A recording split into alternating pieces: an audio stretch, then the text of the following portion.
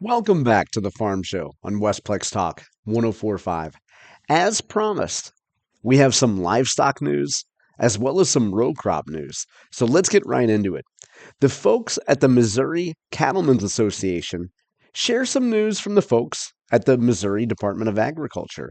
The New World Screwworm, a new resource available for livestock producers. Here's what the Missouri Department of Agriculture says.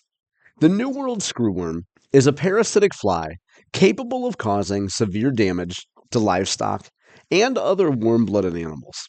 The adult fly is about the size of a common housefly with orange eyes, a metallic blue or green body, and 3 dark stripes along its back. Eradicated from the U.S. in 1982, the pest is endemic in Cuba, Haiti, the Dominican Republic, and countries in South America. Now, New World Screwworm is advancing northward from the Caribbean.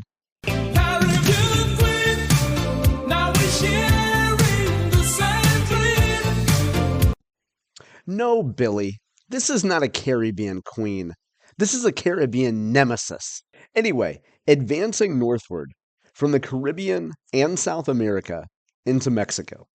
While the pest is not currently in the U.S., the Missouri Department of Agriculture's Animal Health Team, along with state and federal partners, are closely monitoring the situation and is prepared to respond if New World Screwworm comes to the U.S. and Missouri. As part of this plan, a website with information and resources regarding New World Screwworm is now available at agriculture.mo.gov/NWS. That's agriculture.mo.gov/NWS. In addition, Missouri Department of Agriculture encourages you to register your farm for a federal premises ID number, PIN. It is a quick, easy process from the MDA website at agriculture.mo.gov or a call to the Animal Health Division at 573-751-3377. That's 573-751-3377. A PIN is a unique code assigned to a single physical location where animals are managed. With a premises ID, MDA animal health officials can quickly notify you if there is a foreign animal disease, such as New World Screwworm, in your area. This registration simply captures the species of livestock at the location, not the quantity. Again, you can find more information by going to agriculture.mo.gov/NWS. Also, speaking of cattle, it bears repeating. The 2026 Missouri Cattle Industry Convention and Trade Show at Margaritaville Lake Resort and Osage Beach will be held January 21st to the 23rd, 2026. Pre-registration is already going on, and you can go to mocattle.org to register. Back to the Missouri Department of Agriculture for a minute. When it comes to black vultures, they're not messing around. This last week, they put out a new teaser video about black vultures. Now, I'm not going to play that video for you because we've heard Mike Deering from the Missouri Cattlemen's Association talking about black vultures before, and Mike is featured prominently in that ad. But I will share more information that the department put out this last week. Here's a few tips. Number 1, pen birthing livestock near human activity to enable closer observation and a quicker response to problem situations, or keep expectant animals in pastures nearest to people. Also, condense the birthing time frame so animals can be monitored closely. Additionally, place black vulture effigies or replicas around calving areas to scare away live vultures. Hang them by their feet and suspend in the air so they can be seen from a distance. Another tip: harass and scare black vultures away from your herds or flocks. Examples: create loud noises, horns, starter pistols, shell crackers, propane cannons, or spray water and point lasers at the roost. Additionally, consider using a guard dog to frighten and chase away black vultures. There's a site for that. You can go to blackvultures.agriculture.mo.gov for more. Speaking of helpful tips, the Missouri Soybean Association has soybean growers in mind when it comes to this economy. You can find what I'm about to share at mosoy.org. It's a new article called Managing Costs While Navigating Global Uncertainty. Here's what the Soybean Association says: rising input costs remain top of mind for many Missouri soybean producers, but this season's challenges extend beyond the field. While seed, fertilizer, fuel, and chemical expenses continue to strain budgets, global trade tensions are adding another layer of uncertainty. An export outlook: why it matters for Missouri. The U.S. Department of Agriculture reports Missouri consistently ranks among the nation's top soybean producers, yielding roughly 265 million bushels in 2024, with an average of 48 bushels per acre.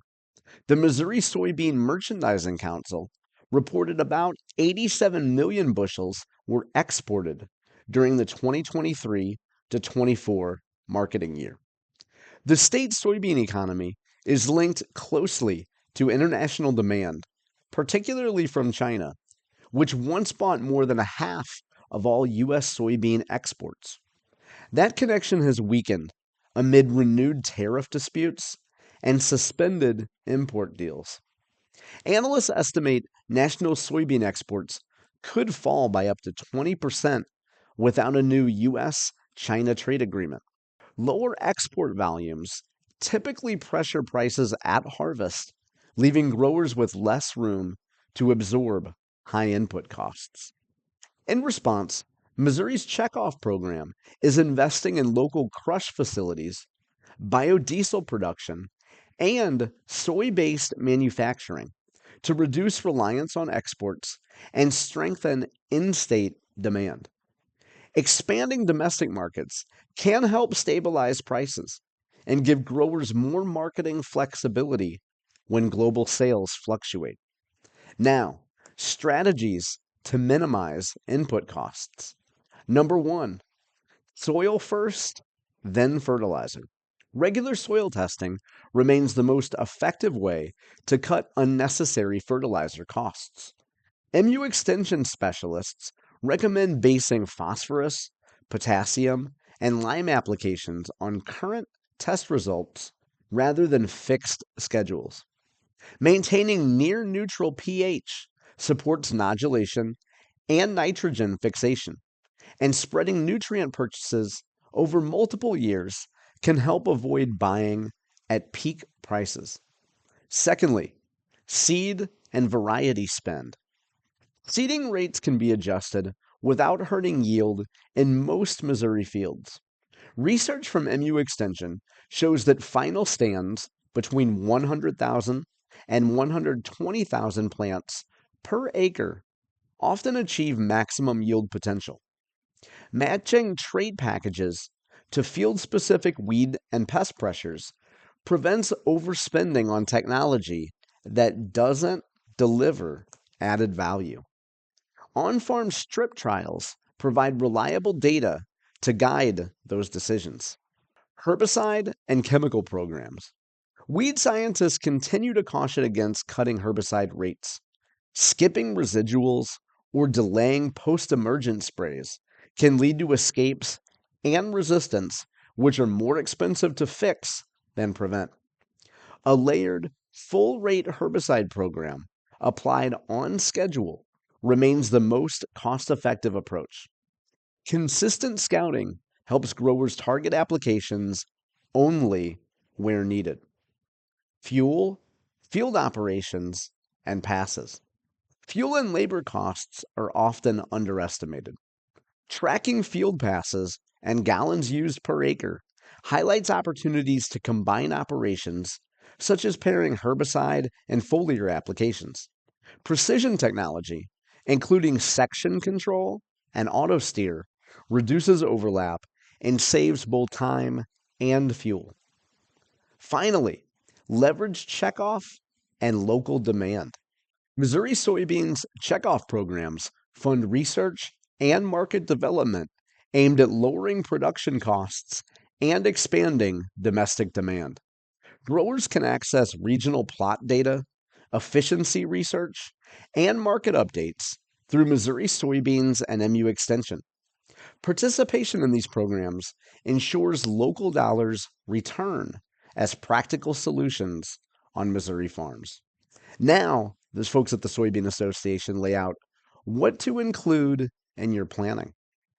Benchmark input costs using MU Extension's 2025 budgets, but update figures with your supplier quotes.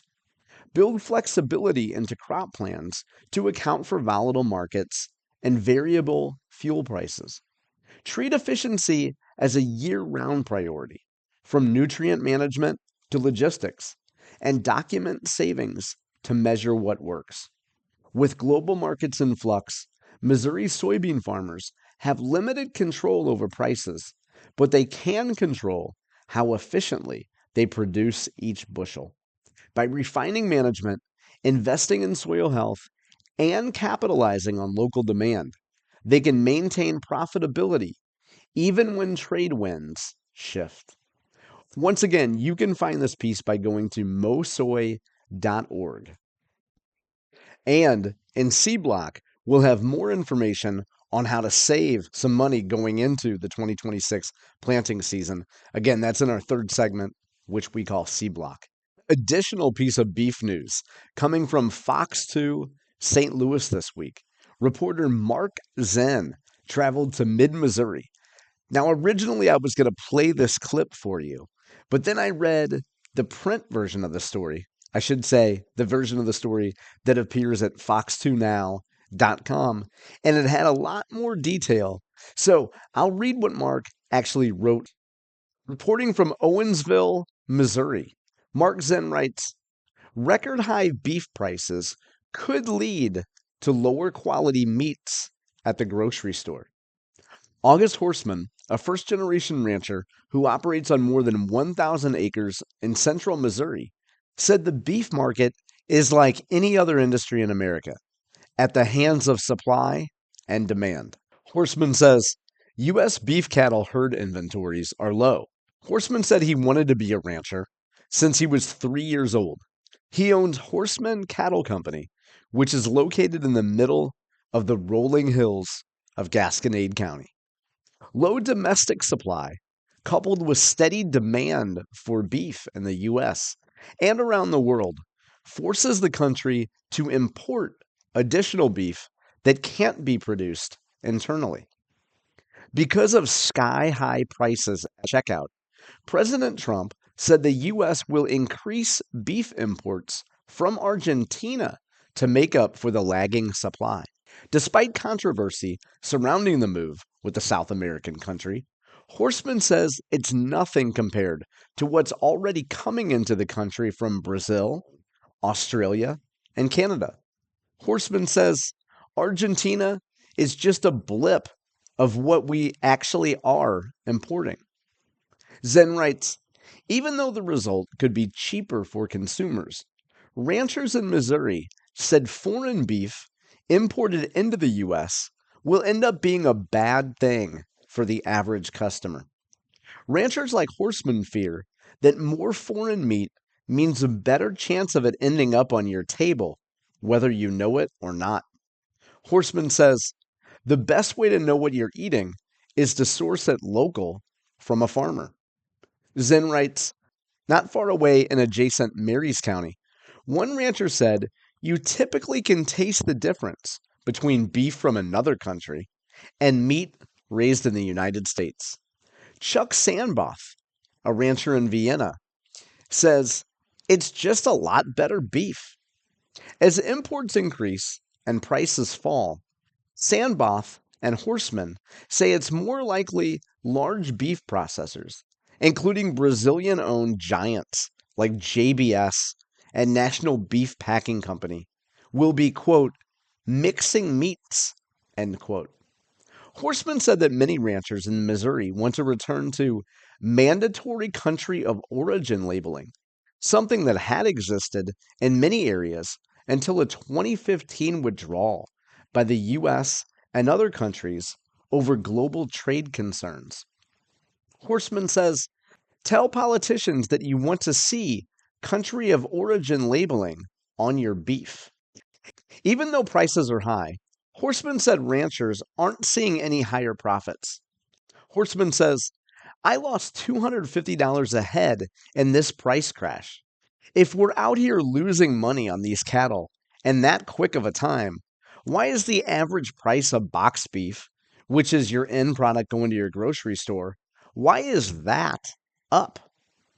Again, that piece is brought to us by Mark Zen of Fox 2 St. Louis, and you can find it at fox2now.com. When we come back in our third segment, we're going to take a look at a report from Farmers Business Network, a report that you can access for free. We'll go through the highlights. And hey, before we go to external commercials, how about an internal commercial? You can follow us on Facebook by going to Farm Show Radio, on Instagram at Farm Show Radio, and on YouTube at Farm Show Radio. We'll be back right after this.